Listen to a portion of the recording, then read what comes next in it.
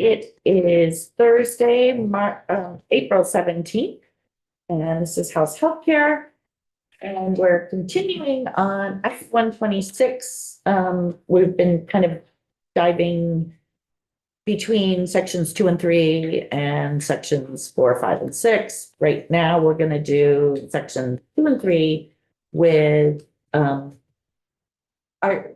you both going to come up at the same time, or are you going to do separate? All right, let's start with Michael Barber.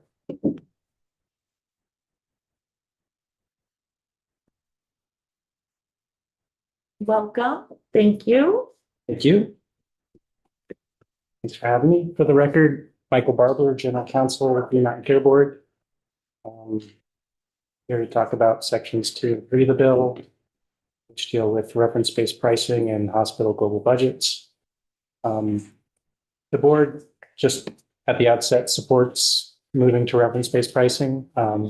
We have some suggestions for ways to improve the bill and some issues we wanted to raise for your consideration.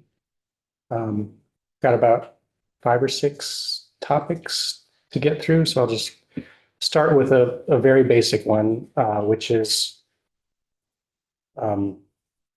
what is reference-based pricing exactly, or what should it be? And when we're establishing reference-based prices, are we regulating providers? Are we regulating payers? Are we regulating both? And are we setting caps or fixing a rate that a provider is guaranteed to receive? As you know, the Green Mountain Care Board is currently authorized to engage in provider rate setting. And the language in the statute says that that's in order to have consistent reimbursement amounts accepted by providers, suggesting, I think, to me at least, that we're regulating providers and the amounts that providers can accept as reimbursement. And that's consistent with how we regulate pricing at hospitals currently through the hospital budget process. Obviously, we're regulating providers. We're trying to cap at a high level growth in prices. This bill describes reference-based pricing as the amounts that health insurers have to pay. So it's framed as a regulation of payers, not providers. The specific language, I have it in case you need it, but there's a couple places where it talks about that.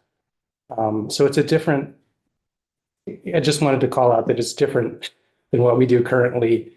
And from a legal perspective, we think that either way you frame this, whether it's regulating providers, regulating payers, it should withstand an ERISA preemption challenge. That said, a statute that regulates providers and providers' charges, billing, what have you, is less likely to be challenged under ERISA than one that regulates payers. It also might not be the best way to achieve the goals that you want to achieve, particularly if you want reference-based prices to be a guaranteed amount that the provider is going to receive rather than a maximum or a cap. So I don't have an answer for you. I just wanted to raise the issue. And if you choose to keep the current framing of reference-based pricing being establishing amounts that it's regulating a health insurer, I'd strongly suggest that you regulate the allowed amount, the amount that's allowed by the insurer rather than the amount that's paid by the insurer. Because as you know, often the patient pays the bulk of the allowed amount because they haven't met their deductible, because it's a copay or what have you. So we do think if you keep the current framing, there's a tweak to the language that you should be regulating the allowed amount. Leslie. I was just wondering if you could point me to the language that you're talking about in the bill. Yeah. So maybe you're going to get there. I'm sorry, but no, and I didn't know how detailed you wanted to get. So this is I'm on the unofficial version of the as passed by the Senate, page 6, lines 9 through 11.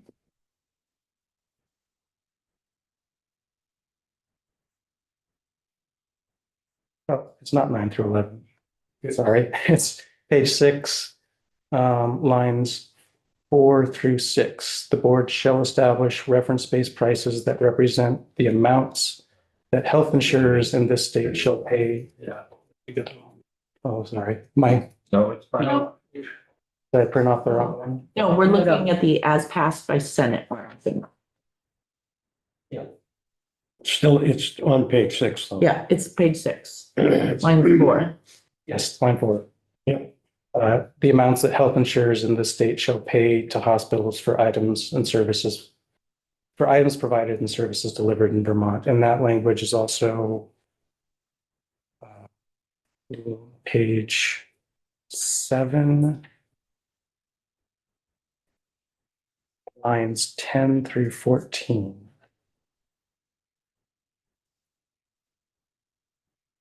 Amounts that health insurers shall pay to Vermont hospitals. So what would the language change be? Not necessarily suggesting a language change. Well, if you keep this current framing, I am. It would be, I haven't drafted up anything, but regulating the amount that's allowed by the health insurer, right? There's a negotiated price. That's the allowed amount, but the patient is responsible for some or all of that, depending on the plan and where they are in the plan. So if I'm understanding, and currently the Green Mountain Care Board has the authority to set rates for hospitals. Set charges. The cap, You cap growth. can cap, you can use this rate setting. And it's difficult because when we're talking about rate setting, you also with the insurer, with the rates that people pay for their insurance. But we're talking about the rates that a hospital can charge. The care board has the authority to actually set those rates. You don't necessarily do that right now. You cap growth through patient revenue or net patient revenue. But you have the ability to do that. And what this bill is saying is that this is taking your authority and making it so that instead of what the hospital's rates are going to be, you're dictating what the insurance is going to pay to the hospitals. And you don't have that authority, kind of. So it would be better if you just were able to cap rates that the hospitals as a mechanism of reference-based pricing. I will leave it to Elena to clean up on whether it would be better to regulate that way. From a legal perspective, I think either way could withstand an ERISA preemption challenge. We did consult with an expert, like we feel okay about that. Regulating health insurers, I think is more likely to be challenged under ERISA, right, than a regulation of payers. So I just wanted to make that clear. Can I ask a clarifying question? When we say regulate health insurance, it's Vermont health insurance, so it's a different, the subset of who actually pays. Yeah. The smaller proportion of the payments. And also, I would think that that opens you up to, you're now getting involved between the contracts between payers and hospitals. And that seems fraught. I mean, if you're dictating how much a payer is going to pay, you're essentially inserting yourself into the contracting process. Yes, for sure. So it would be advantageous to just use your current rate setting ability for hospitals to cap rates using a reference-based approach. I think that would be a safer from a legal perspective, more familiar to us. We already regulate providers, we already regulate hospitals and what they can charge. But it then puts it on the hospital to secure a rate with the payer, right? So it's not as direct as regulating the health insurer and their payments. Sorry if I'm confusing. I'm not confused at all. Is anyone confused? I am. Oh, okay. Could you just clarify the verbiage that you would use in that first? I'm clear.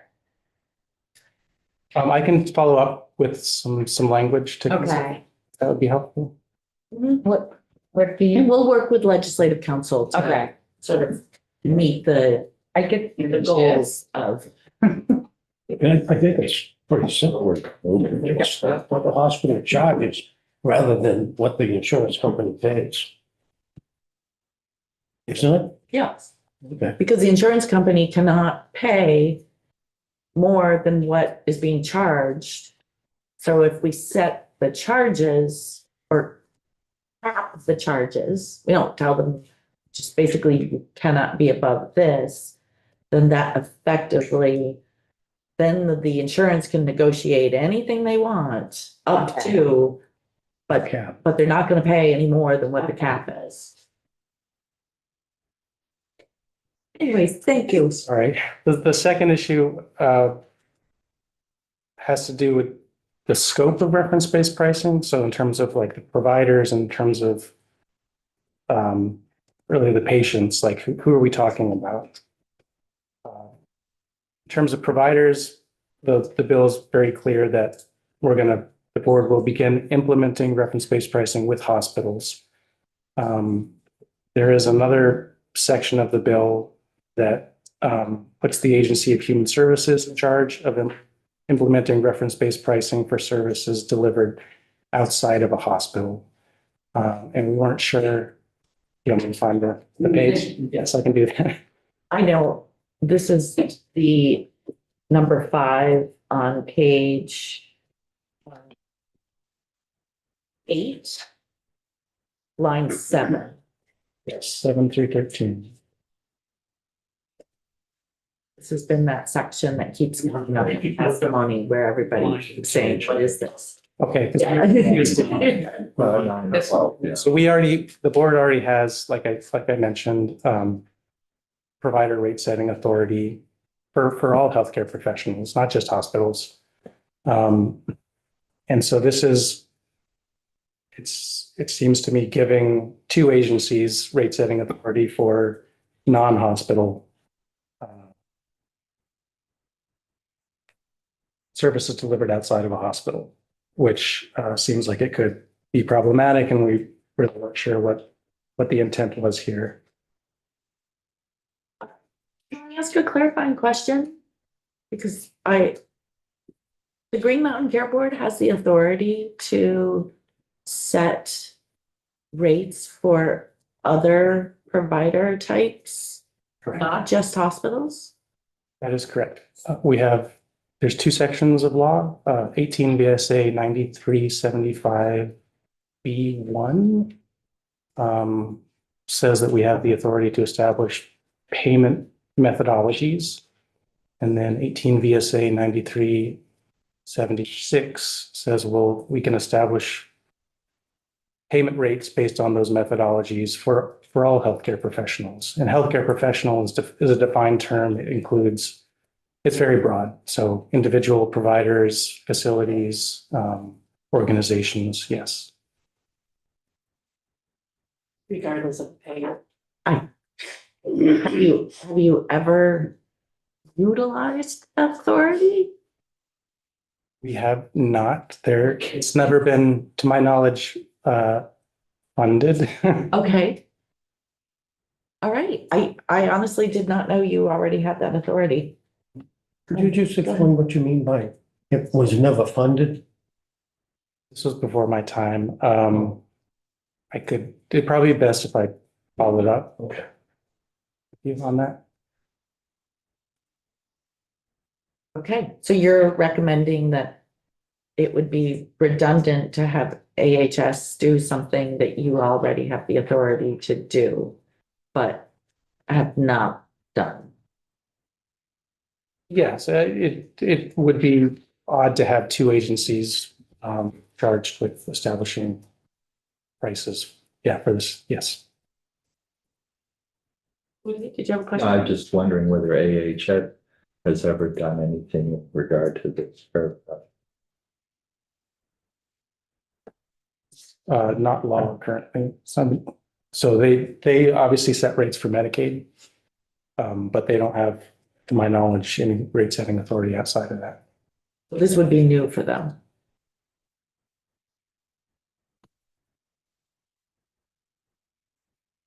Great. Other thoughts on? Yes, so go to page 7.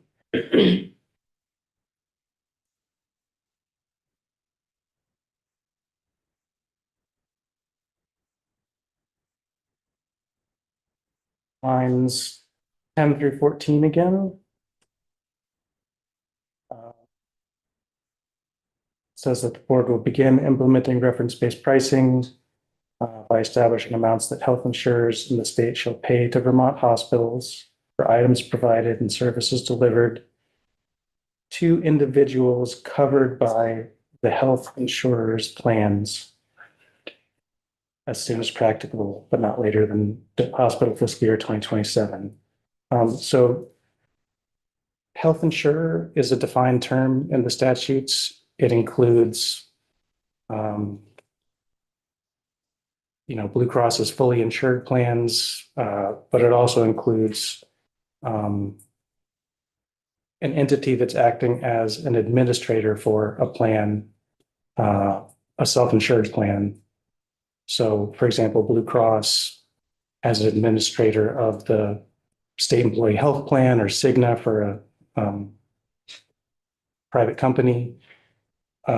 This language here, it's line 13, the health insurers plans, to me is talking about fully insured plans. Those are the plans that the health insurer is offering. And so I just wanted to raise that point. If that's not the intent, if you want to capture the full scope of the health insurer, I might suggest a tweak to that to be something like the health plans offered or administered by the health insurer to cover it, because those self-funded plans are really offered by the employer.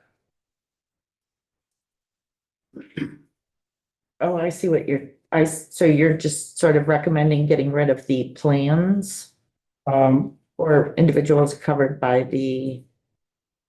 Individuals covered by a plan offered or administered by the health insurer. If the intent is to really capture those plans that are being administered by a health insurer, not offered by, but administered by. Thank you. The third issue. Since we're in this section, does the board have any thoughts around the language about as soon as practicable, but not later than? Next point. Oh, okay.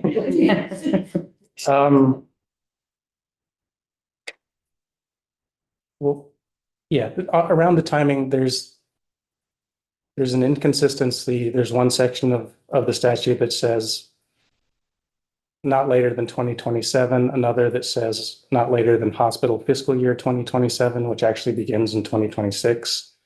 But we would prefer no date and just leave it as soon as practicable. I know there's a desire to get reference-based pricing program up and running as soon as possible, and we share that desire, but without having a timeline developed that's realistic at this point, it doesn't seem wise to be too specific about it. And we can, we'd be happy to come in periodically and report on our progress to the healthcare committees. And we understand we need to be accountable for making progress on this work, but we just like to share, we don't have a timeline, but we've talked about the things that might need to be required to do this work. So we need to hire people, get contractor support. That requires an RFP process, which takes time. We'll need to engage with hospitals and payers and others on developing a methodology. We'll need to probably model the impacts on hospitals and what different timelines might look like to get hospitals to a target kind of price. Probably need to work through how payer quality adjustments might interact with reference-based pricing program. Once we have a methodology, we'll need to draft it into a rule. We'll need to adopt a rule that takes least 6 months. And then it's unclear, but there may need to be time for hospital billing systems or provider payer claims payment systems to be adjusted to reflect a new pricing structure. So sitting here, like at the outset of all that work, it seems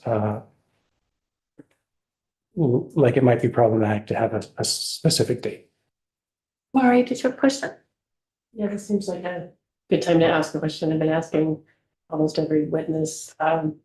Does the board have an opinion about whether it would be feasible to and advisable to start with a smaller subsection of Vermont, such as the public employees?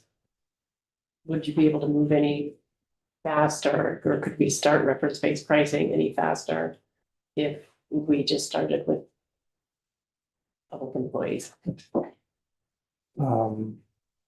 I don't have an opinion. Oh, yes. I think, for the record, only if you're the director of health systems policy for the board, I think we could certainly learn a lot if there were a pilot. I think there's different ways to structure a pilot. You could structure it from a payer side, but I think there's still other considerations as you're scaling this up. I think Mike mentioned the impact analysis that we would need to do, that if you were to shift the whole market to a reference-based pricing approach, what would that look like? But I think you heard from others that payers already use these tools. So I think the question is, if we're going to move to a system-wide implementation of reference-based pricing, there would need to be some additional thinking about how we would do that thoughtfully. So I'm not saying it would be useful. I think there's still a lot of this work that Mike mentioned would need to happen in the meantime. So there still might be capacity issues as far as the RFPs and the. Well, there's nothing precluding the other payers to start doing this doing work. it. And they could share with us what they learn as we're developing it, but we still need to go through a lot of the process to develop. It's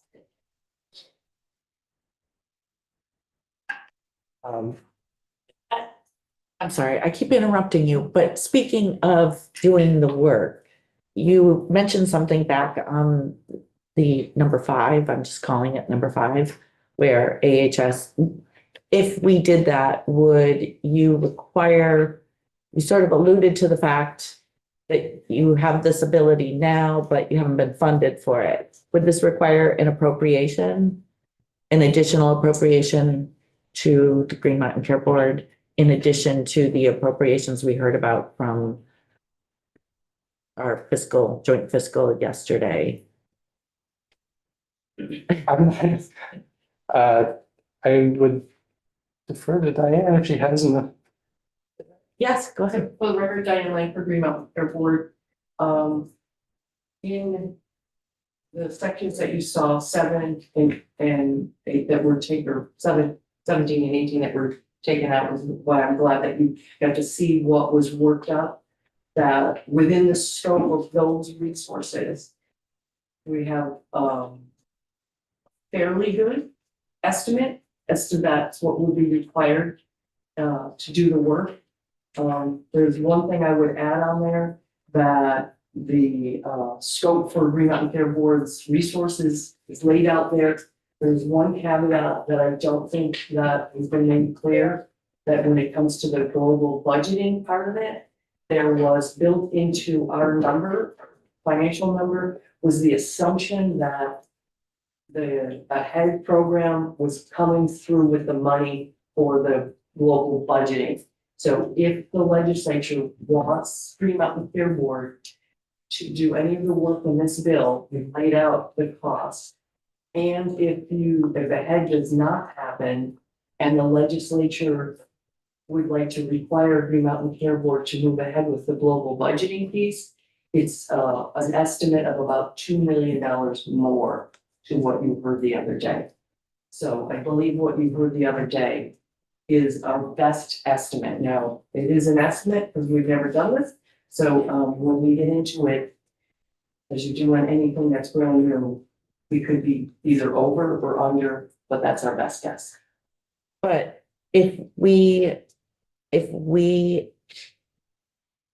require that the board implement reference-based pricing for services delivered outside of a hospital, which currently in the bill, it has AHS doing that. Would that be additional to even, would that be another added in?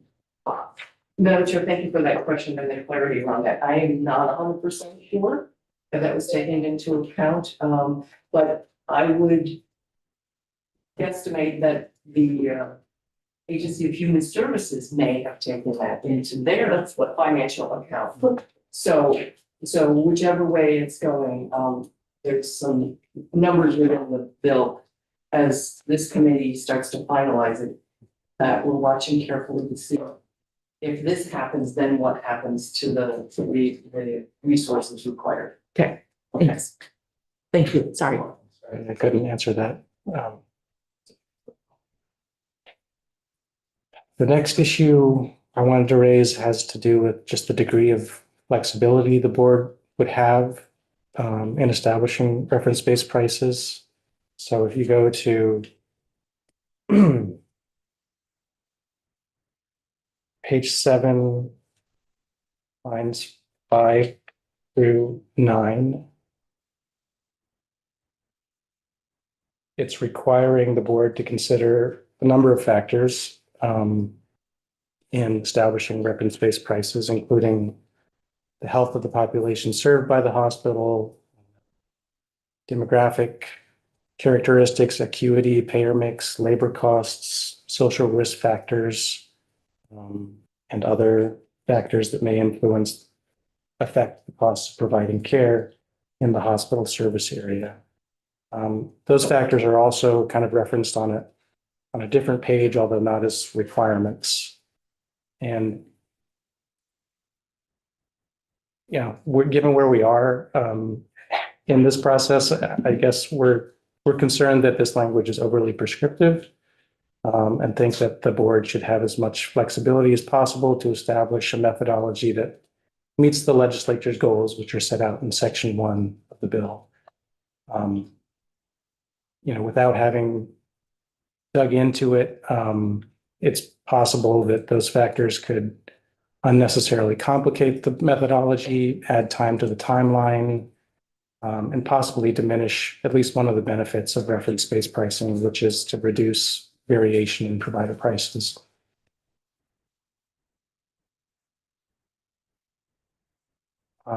Sticking on that same theme of flexibility, page 7.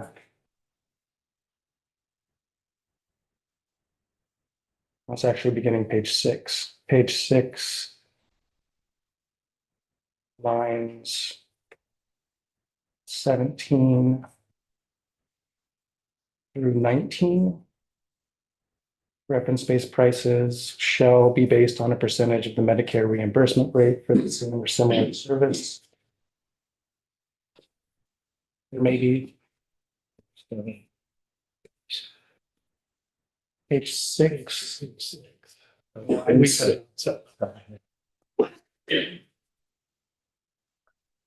We think there may be services that are covered by a commercial payer that Medicare doesn't cover, so there may not be a same or even a similar service to peg a price to. And while we have discretion to determine the appropriate percentage of Medicare, it may not be appropriate to tie prices for some services to Medicare reimbursement at all, because pricing methodology might reflect factors or policy choices that don't really carry over to a commercially insured population. So sitting where we are now with kind of all the unknowns we have, we just think it would be wise to give the board as much flexibility as possible here, obviously, to achieve the goals that you've set out in the bill.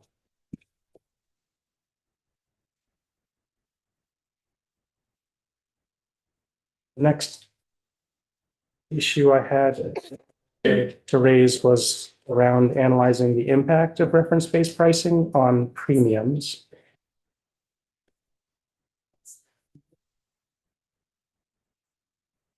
So this is page 7 onto page 8. So page 7, line 19 through page 8, line 3.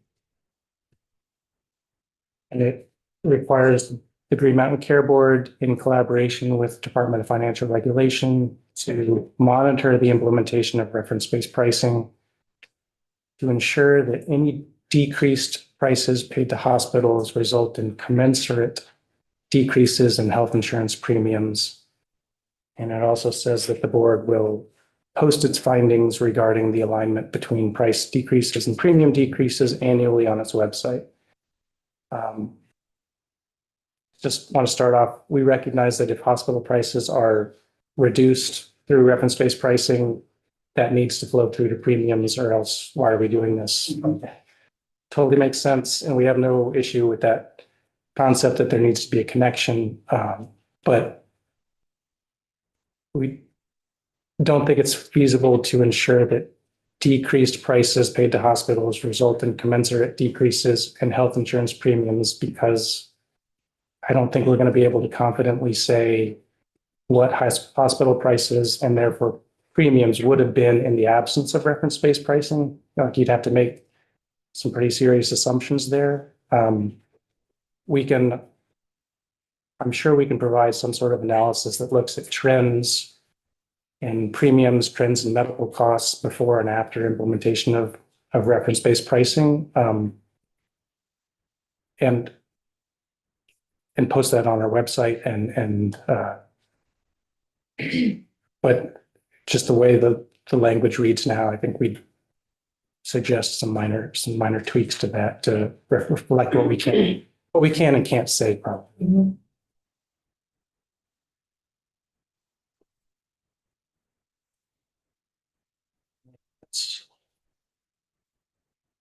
Well, with the last issue, and this is not my expertise, so maybe Lena can tackle this, is the references to global budgets and the lack of clarity around what that means. It's not a defined term in the statutes. There is a definition for global payments, which, that's not what it says. Is it just incorporating reference-based pricing into what we already do in the hospital budget process? Is it something completely different? Like, what is it that is being asked of us? It's a little unclear with respect to moving to global budgets after implementing reference-based pricing. There is a question around that, because, I'm finding that what I think of a global budget as is not what other people define it as. So when you hear global budgets, what do you think?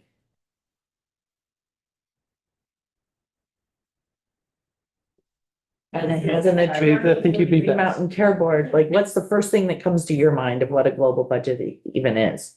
I think that what we do now could be described as a global budget, and so that's what comes to my mind for me.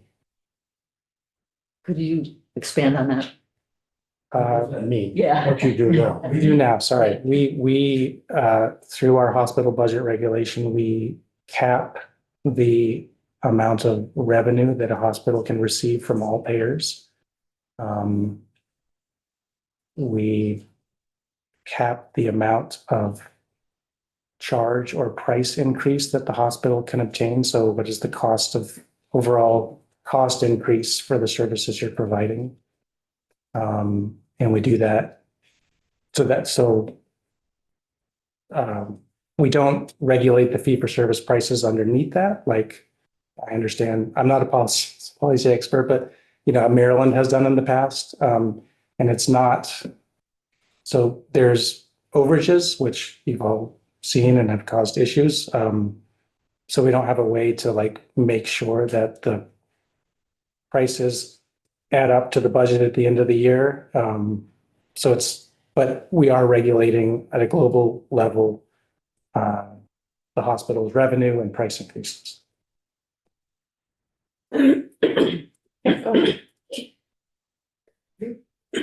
So what I'm hearing you say is when someone says global budget to you, it means global revenue budget. How much money the hospital take in. Is that, am I hearing you right? What I'm saying is when someone says global budget to me, I think of what we do currently, but I'm also not the policy expert. So Elena might be best to speak to that. Yeah, but why don't we wait for Elena? Because I've got the same question. All right, okay. Okay. Any other thoughts on the? So you're gonna give us your thoughts in paper? In a way that we can then translate? Yes. That would be very helpful. We're gonna gather all Yeah, I the mean, input be able to that review everybody has given to us, so. Yeah, sure. As we start working through it. Thank you. Thank you. Welcome back. Thank you. Nice to see you in person. Yes. Great, a nice picture. Oh, that's very clear. Great. So Elena Barabee, Director of Health Systems Policy at the board. So I'm happy to expand on any questions you have related to the testimony our General Counsel Barbara just gave. I think as it relates to global budgets, when we talk about global budgets, you're absolutely right. It's really about the revenue side of the equation.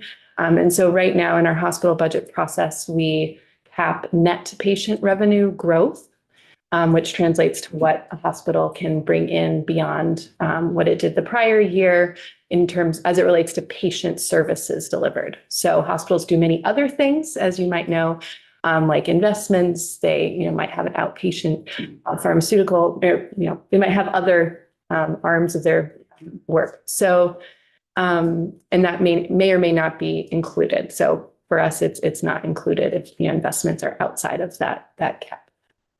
In Maryland, as Mike was describing, they have a global budget, which is a revenue cap, and then they adjust their service level prices in order to achieve that cap.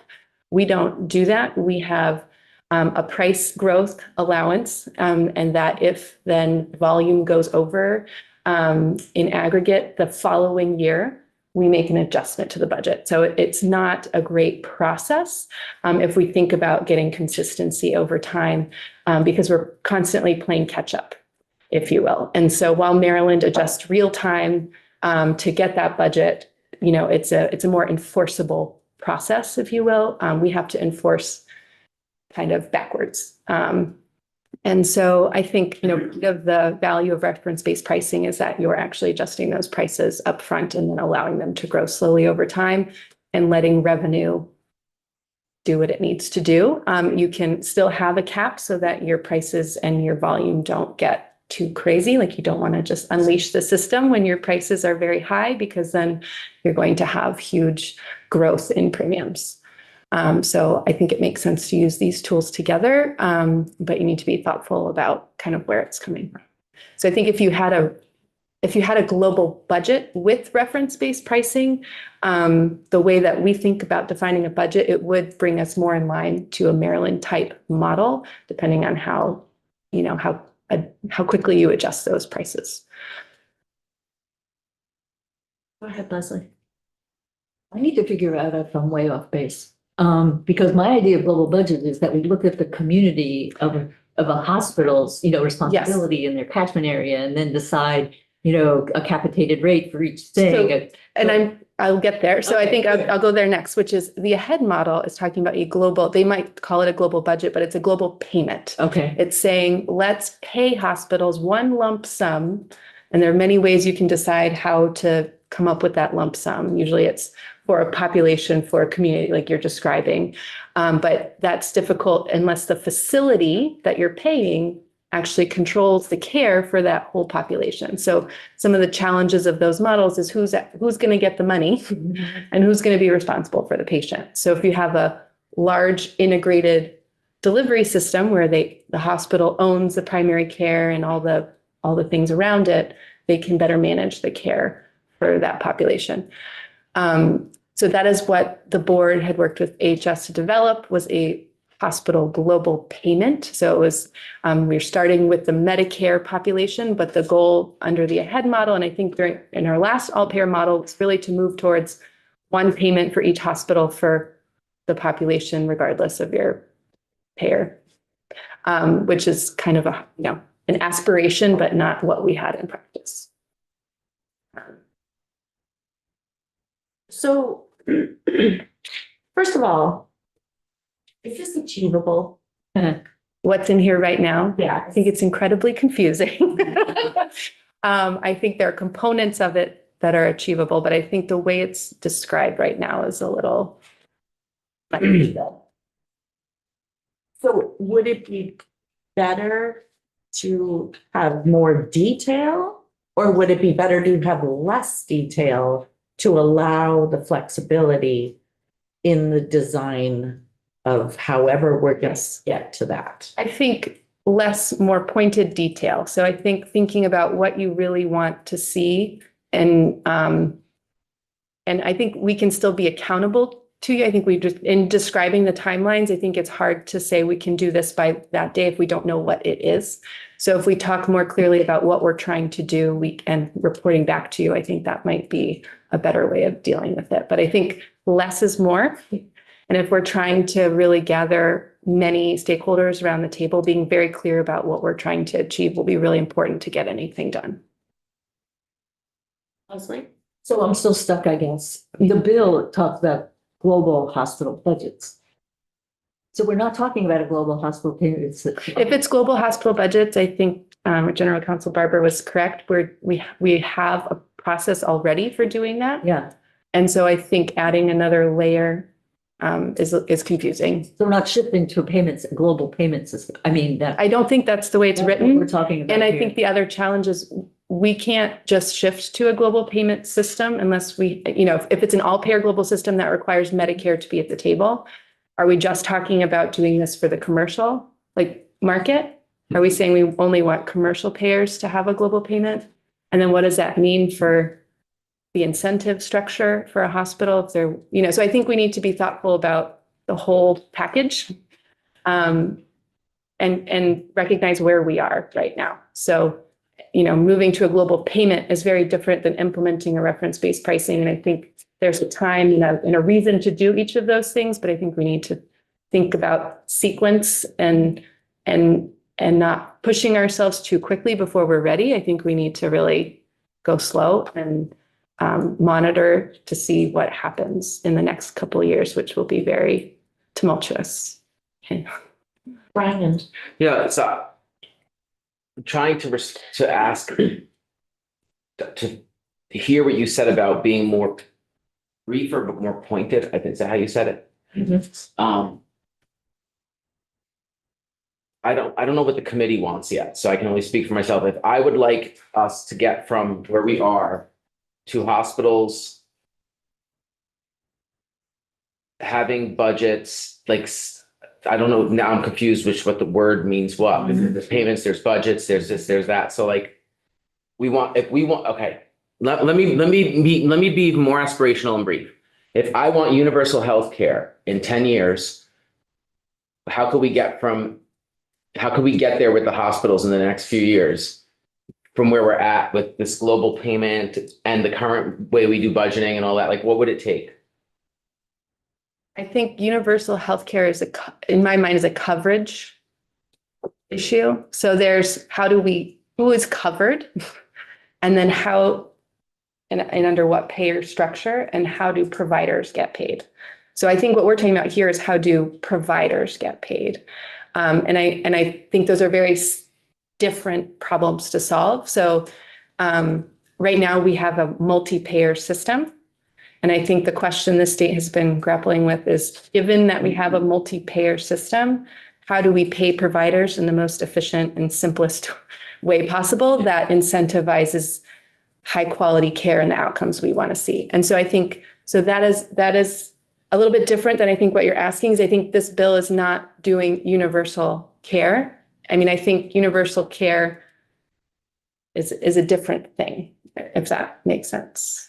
Yeah. I, it does make sense. I think the reason I see them as connected is that we need to get the cost under control Yes, absolutely. either way, Either but way. but that's a huge obstacle to fulfilling the So- promise of Act 48, which is still in the law. And I can speak to getting costs under control. So I think reference-based pricing is the mechanism. And I think we have had a trouble getting prices under control. And we know that prices are a major factor in what's driving healthcare spending growth and unaffordable healthcare in our state. Daisy. You don't have to answer this. I know it's a big question, but I'm wondering right now if we're trying to do too much here. I understand, and I hope many of us do. Someone in that chair recently said that we were all racing toward a cliff, racing really, really fast with our eyes wide open. And we need to do something fast, Mhm. but yet all the people that speak to reference-based pricing say implement it carefully because it's so imperative that we do it right. Mhm. Which means we do it slowly.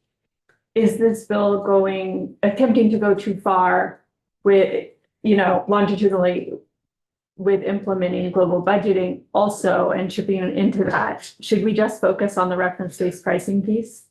I think it would be helpful. I think given how far out the timeline is for global budgeting or global payments, and I'm still not clear what the intent is, that coming back to that might make sense when there's more clarity and after we've but to get there in the first place, you really want to know that your pricing structure and your delivery system is efficient, right? So I think part of the problem is those kinds of models stifle growth in volume and access. And we know that that is a problem we have in this state. And so making sure that we've first dealt with the pricing and the volume challenges we've had before shifting to a model like that might make more sense.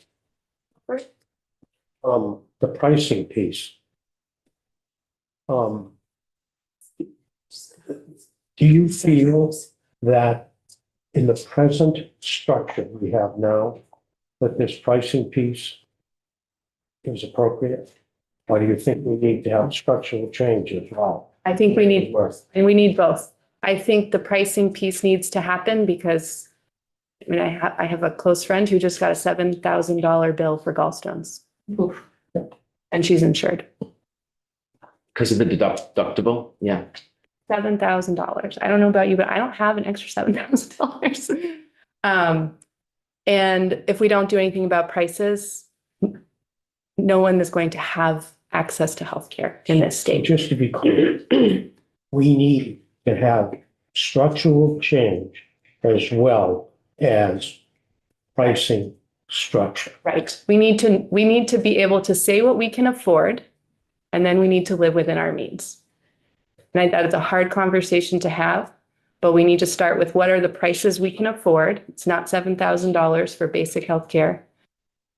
And then what does that mean? We need to be creative and we need to work together to get there. But we will need structural change. And I believe there are many folks talking about that right now. I think I'm thinking of, as we move through this bill, first of all, I think it's very important that we actually spell out what we want to have happen. Because we have, to Michael's point, that the board already has authority to do all of these things.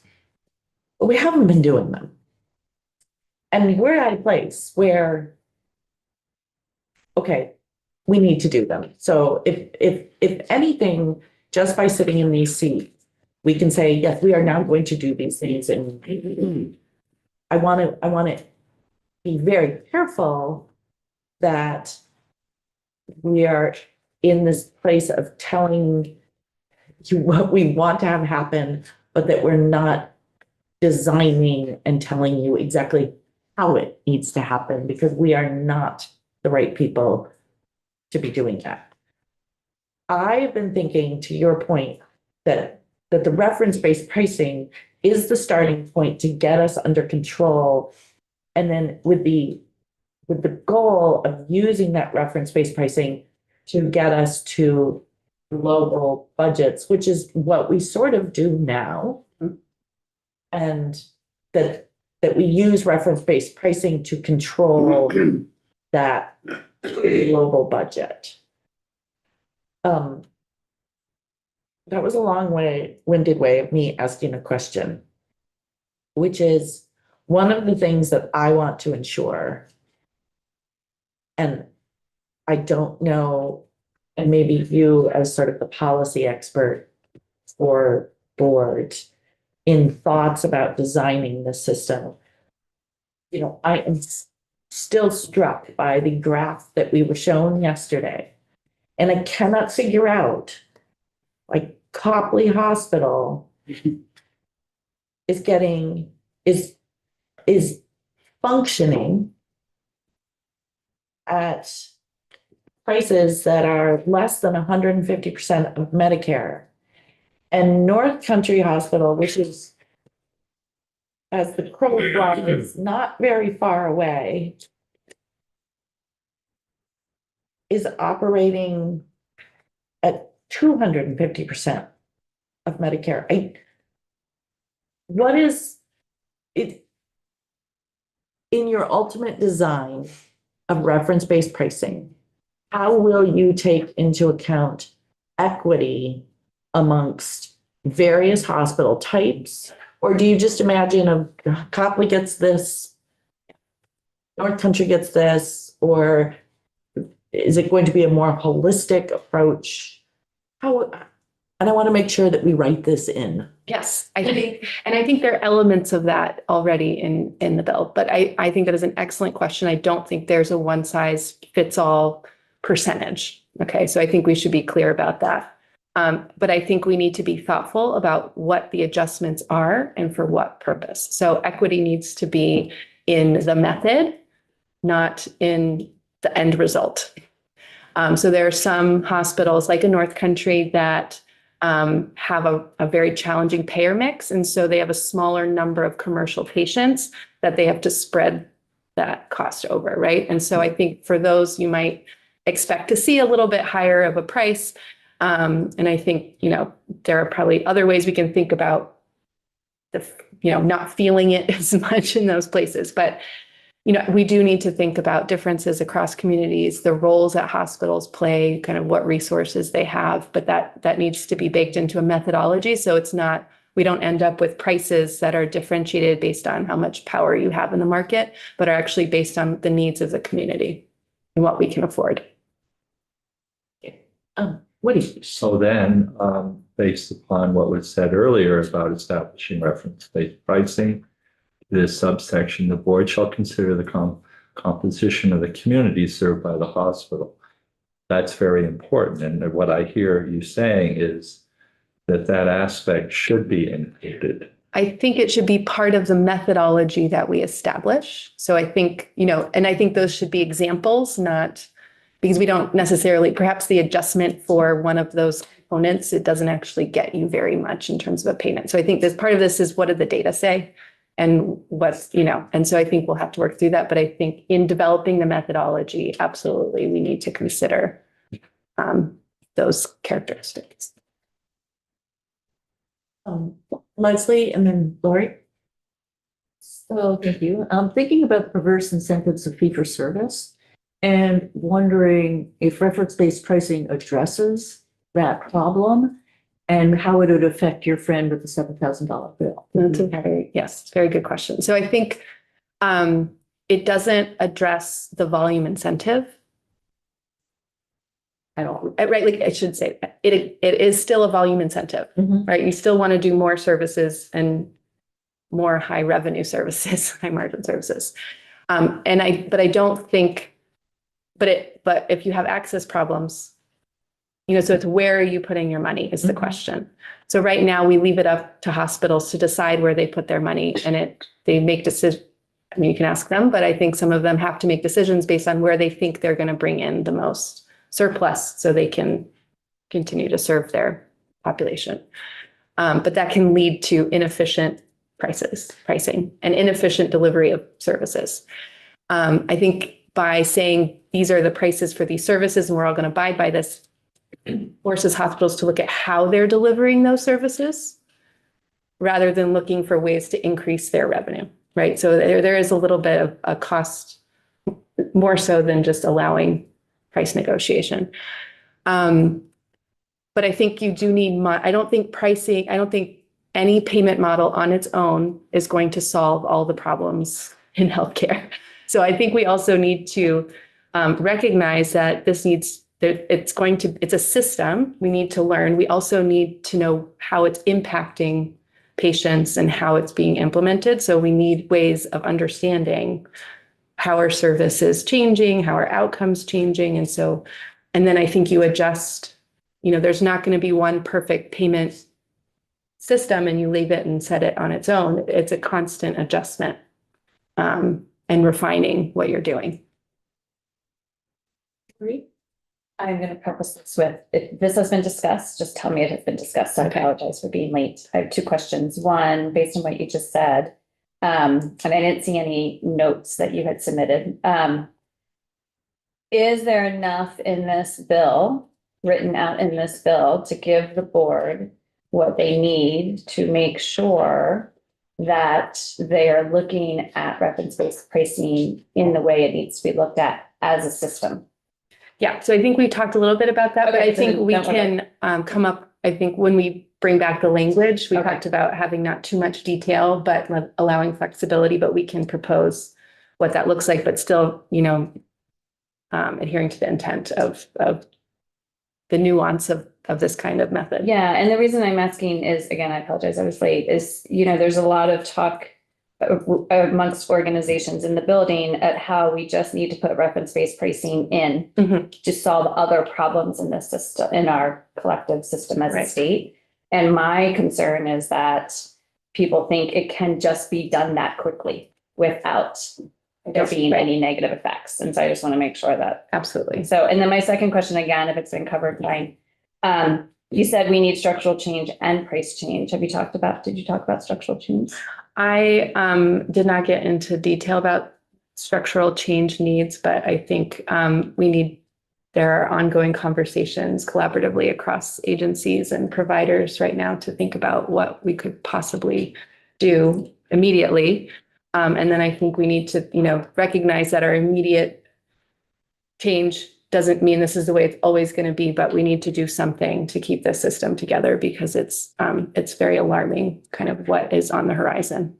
And sorry, that's my last one. Do you feel there should be anything in this bill addressing that structural change piece?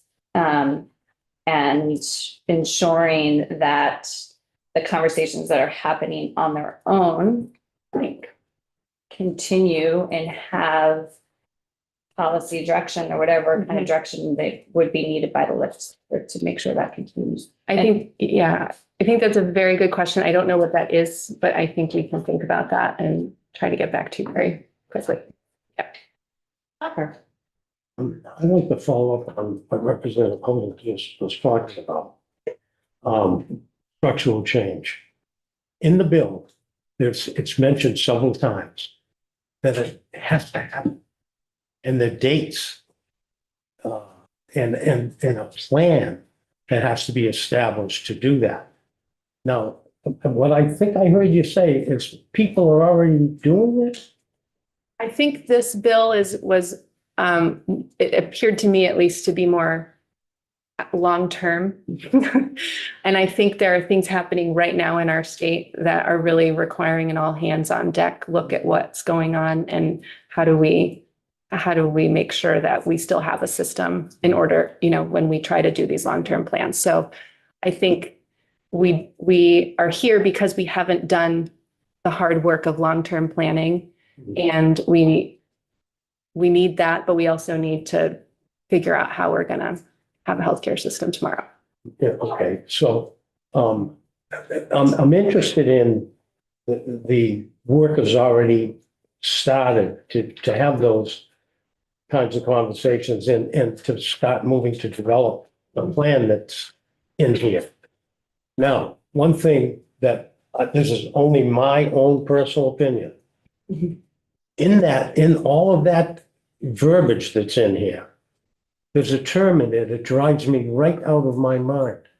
And it's accountable care organization.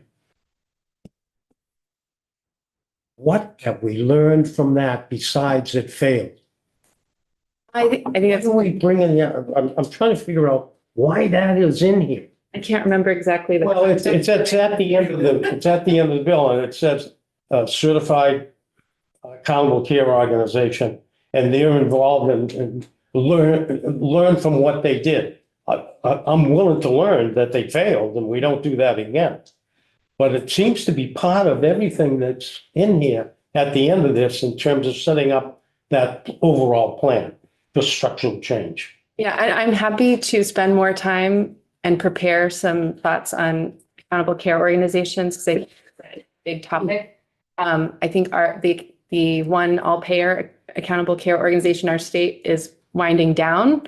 But there are Medicare accountable care organizations that exist and are permitted at this stage to come and work with providers to coordinate care. So, we have a regulatory process that oversees those, but it's limited because it's really under the purview of Medicare. But, I'm happy to come back and talk more in detail about that. I understand what you're saying. Yeah. But I also have very, very strong opinion that we've tried this. Didn't work. Mhm. Why are we wasting our time with it? I can be all wet on this thing. I don't like to do stuff that I know failed.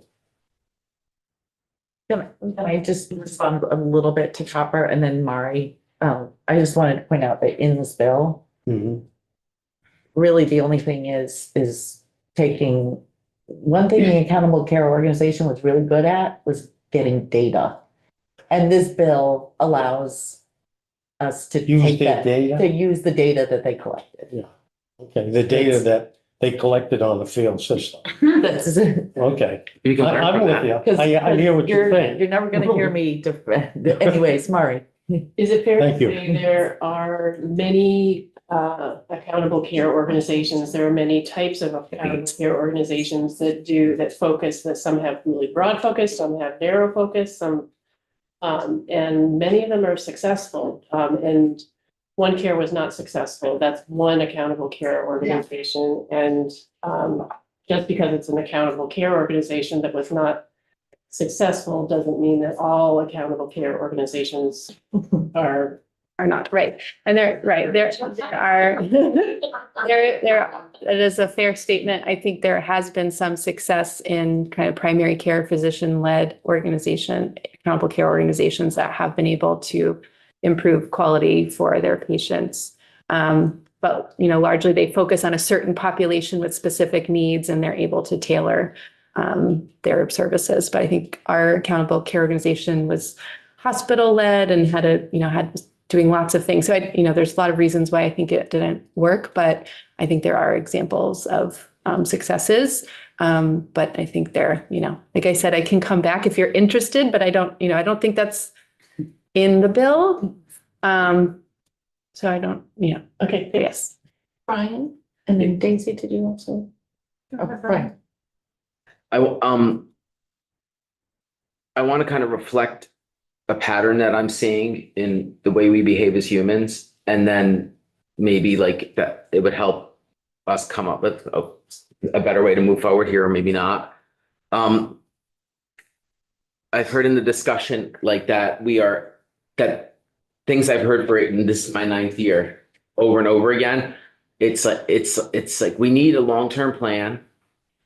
There's too much that we're being asked to do right now. Everything's falling apart. And I think that as humans, we're like living in denial that we've built an economic system in an unsustainable way from the start. And it's maybe even in an immoral way, if you think about the way that this country started, in terms of slavery and colonization, et cetera. And we've never rectified that. And this whole healthcare system is like built on that foundation. And I just feel like we're in denial about the fact that we built a way of life that we can't sustain, like this idea that we can have unlimited growth.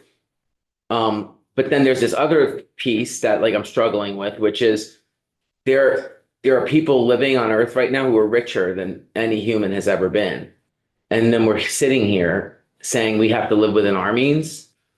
And so I have a hard time with that, you know? All right, so that's just putting it out there. Like, and so I guess what I'm getting at is that as I think about the bigger picture, I've asked other witnesses, like, what are the costs driving? And I don't always get a straight answer. So I've been thinking about it myself, like, why does the cost keep going up? And if you think about it, it's like, what is the greatest expense for the healthcare system? I think we've heard labor, like the staff, like paying your staff, right? Oh, yes. And what are the staff doing? Where are they? And how are they working together? Right, but let's go for, I don't want to start blaming the people. Let's think more about like why do we need to pay them more? Because the cost of everything else keeps going up. So like there's some costs that are like out of the control of the healthcare system that are going to drive up the cost of healthcare if we don't deal with them. And that may not be this committee's jurisdiction, but maybe we need to work with other committees on that.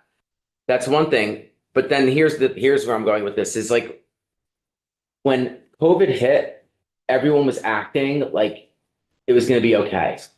They were like, at first, like before we shut down, and people were like, it's just like the flu. It's not going to. And then I actually got very sick. I think it was COVID. They didn't have COVID tests yet, but I'm certain it was. And I remember saying like on the phone here, we need to shut Vermont down. And like the beginning of the week, people were kind of like, and then I was like, yeah, they think I'm like crazy again. And then, but then like Wednesday, the chair got called into the speaker's office and we shut down by Friday. And then the healthcare system came together in like a week and completely changed everything in a week. So like maybe we need to approach it with that mentality. That's what I'm getting at is like we need a long-term plan, but maybe we need some kind of emergency plan. And we need to really look at all that other stuff I brought up. Thank you for hearing me out. But I just think I ask questions and people aren't going there. So now I'm putting it out there. Like, I think we need to look deeper than, how are we using this person? Or like, what is this simple billing practice? Or like, we can do all that, but I think we have to think deeper. Like and also here's the other thing. You said that it would be more helpful if you knew our intent than if we told you exactly what to do, because when we try to tell you what to do, it's confusing, but our intent wouldn't be. So would it be more useful if we spent our time more on a vision of intent and then saying, come back with a way to do this than us sitting here saying, do this, this, in this order? Yes. Okay. That's where I was going with this is like, I'm sorry for going off on a little bit. I would agree with you on the emergency planning. So I just want to go back to that absolutely, we can't nibble around the edges anymore. We all have to dive in and figure this out. Daisy? I wanted to ask a question around, the immediacy, also the recognizing that in order to develop reference-based pricing, we want to get it right. And it's not an easy fix that you can just pull the switch and do. However, if we leave the dates open-ended and we say as soon as practicable, that doesn't stop the Green Mountain Care Board from affecting pieces of reference-based pricing in the immediacy. As long as that's clear. Okay. I think that's fine. We are happy to start doing whatever we can with the tools we have that make sense, that we feel confident, make sense, and won't put the system in jeopardy. That's all. I'm going to go with Alan and then Leslie. Just because this is way over my head, but Green Mountain Care Board already has a lot of authority on capping and prices and other. How far are you from implementing reference-based pricing anyway? I think we have a lot of the tools. Like I think we're a lot further than a state that doesn't have a Green Mountain Care Board, but I think there's still a lot in the weeds and the details because it is, right now we're operating at the hospital level. I'm talking about averages, and we don't actually look under the hood. We started looking at some analyses to understand how these prices got to be so huge, but that there's a difference when you move from research to an actual implementation, and you want to make sure that you know how it's going to roll out and that you have a very clear impact assessment. So closer than most, Well, but still well, work it to just do. seems to Yes. be, yeah. Thanks. Leslie? Thank you, thank you. I think about what we heard from the healthcare advocate, on his timeline, the dates were scary. And I think an emergency plan is a really good idea. But when I hear that, this is not an emergency plan, this is a long-term thing. So what domains do we need to think about to create an emergency plan? And that would be something that I'm wondering about. Just because I think what I'm hearing being in this building is that this is harder, this is a harder time than COVID. When you guys did COVID, which was amazing and brilliant, this is harder. So how do we then start that movement to get to here, which is, I don't know, 29 or whatever we put in here. But to get from here to there is what's scaring me. So that's what I'm curious about, is how do we create the domains? And maybe that's the same thing as intent, but that same idea that we can then start dealing with the structure of each of those domains.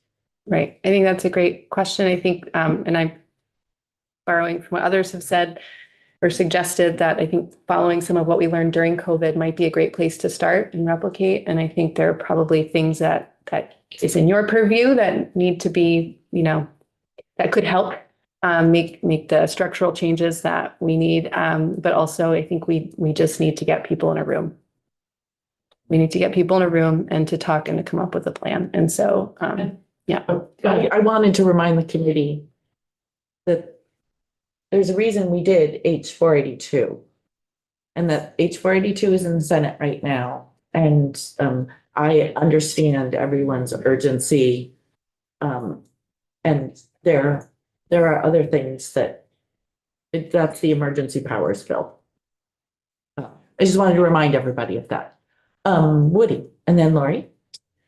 I guess just adding on to what Representative Goldman said. What could be our first 3 steps in going forward without causing chaos throughout our entire healthcare system? And I think we all should remember, we owe a debt of thanks to our healthcare providers and our hospitals during the COVID period. And they really performed superbly. And I don't want to see us make changes that are going to really mess with the system. And I think that's a very real issue that we should be dealing with. So what are your 3 steps slowly moving forward? Or not slowly. Or, Well, that's what I'm worried about. yeah, I mean, to do it slow and steady to the end. Yeah. So are you talking about the reference-based pricing? Yeah. The 3 steps Yeah. to make sure, slow and steady. I think, I think we need to first get into the data. What are hospitals charging for what? And then and marrying that with the data on access and where we have access trouble, and thinking about this holistically, and where we need to see greater expansion and where we need to kind of bring prices down. So there's kind of like the theoretical, where are we now? Where would we like to be? And then what are the trade-offs in between? And so I think it's going to be a lot of data, a lot of conversations to understand that data. And then it's going to be refining as we go. So I think, those are kind of big buckets, but it's not going to be the board doing it on its own. We're going to need feedback from stakeholders. We're going to need to share and discuss what we're seeing. We're going to need to take feedback. I think our General Counsel Barber walked through a lot of the other kind of work that needs to happen. So I think that is, there's a lot of looking at data, working with stakeholders, coming up with methods, picking those methods apart, doing the impact analysis that we really, and it's not going to be just, piecemeal. Like, we need to think about how all these pieces fit together. It's more than 3 steps, but. Well, other states have done this, like Maryland, which we talk about all Right. the time. What were their initial steps? Should we not reinvent the wheel? And Absolutely. Yeah. follow some of those steps? Yeah. And I'm not saying that Maryland's the key state that we should be following. But Right. Absolutely. I'm going to have Lori, and I think we're gonna take a break because again, we are on a very, very tight schedule today. And this will be our only opportunity for any kind of break. So Lori, and then So kind of a two-part question, of course, sorry. So the first is, so 42, yes, great that that's moving forward. And I still feel like what we're lacking is the oversight and accountability on structural change of our healthcare system, which is what the work of 167 started, which AHS is now working on in transformation. Is that the type of structural change you're talking about? And then my second question, or do you agree with what I just said, like that there needs to be oversight and accountability? Then my second question is, looking at all of this and hearing in your voice, like this is difficult work. What does the alternative look like? We don't do this work. Oh, those are two big questions. So I think there's the work that AHS had been tasked to do that we thought we had longer to do.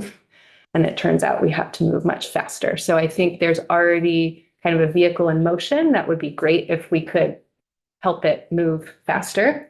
And recognize that there may be phases to this, but we have to focus on the immediate concerns.